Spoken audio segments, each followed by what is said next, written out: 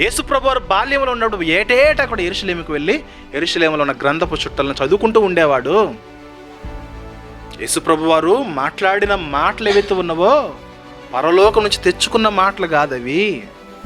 పుట్టినది మొదలుకొని, బాల్యము మొదలుకొని, యవన కాలం మొదలుకొని ఆయన నేర్చుకున్న మాటలు అవి. ఇక పరిచర్యలకు వచ్చిన తర్వాత మాట్లాడిన మాటలు చూసారా? ఆ మాటలు నా మాటలు కాదు, తండ్రి మాటలు. నేను ఎలా మాట్లాడుతున్నాడంటే పరిశుద్ధాత్మ వల్ల మాట్లాడుతున్నాను. ఎలా నేర్చుకున్నాడు వాక్యము? మనలానే ధర్మశాస్త్రం నేర్చుకున్నాడు, గ్రంథపు చుట్టలు చదువుకుని.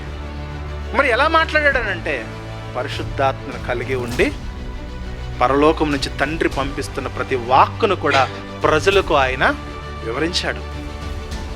ఒకప్పుడు తండ్రి ప్రవక్తలను ఉపయోగించుకోవాలా, కానీ యేసుప్రభు వచ్చిన తర్వాత యేసుప్రభుని ఉపయోగించుకున్నాడు. అది క్రమం అన్నమాట.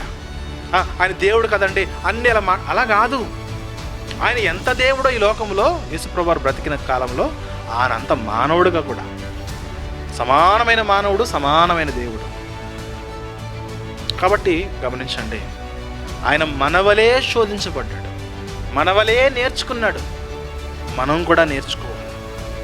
మన వల్ల కావట్లేదనంటే, మనం ఎందుకు కావట్లేదనంటే లోకము, లోక చదువులు, లోక టెక్నాలజీ, లోక ఫోన్ల మీద అధికముగా మనము సమయాన్ని వెచ్చిస్తున్నాము. దేవుని వాక్యము, దేవుని గ్రంథం మీద మనము సమయాన్ని వెచ్చించలేకపోతున్నాం. ఫస్ట్ క్లాస్లోనే అనేకమైన సబ్జెక్టులు చదివిస్తాం, కానీ ఫస్ట్ క్లాస్ అయ్యేసరికి వాక్యం చదివించగలమా? మనము చదివించలేం. ఫస్ట్ క్లాస్కే ఇంగ్లీష్ చదువుతారు, ఫస్ట్ క్లాస్కి తెలుగు చదువుతారు, ఫస్ట్ క్లాస్కే హిందీ చదువుతున్నారు, కానీ ఫస్ట్ క్లాస్లో వాక్యం చదువుతారా? చదవలేరు. కారణం ఏంటంటే తల్లిదండ్రులుగా మన ఆలోచన మన బిడ్డలు వాక్యం చదవాలని లేదు, మన బిడ్డలు ఎదిగిపోవాలి.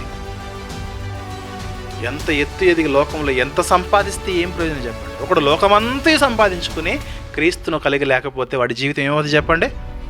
వృధా. ప్రభు చెప్పిన మాట అదే. ఈరోజు లోకమంతా సంపాదించుకుంటున్నాం, కానీ ప్రభు మాటను మనం సంపాదించుకోలేకపోతున్నాం.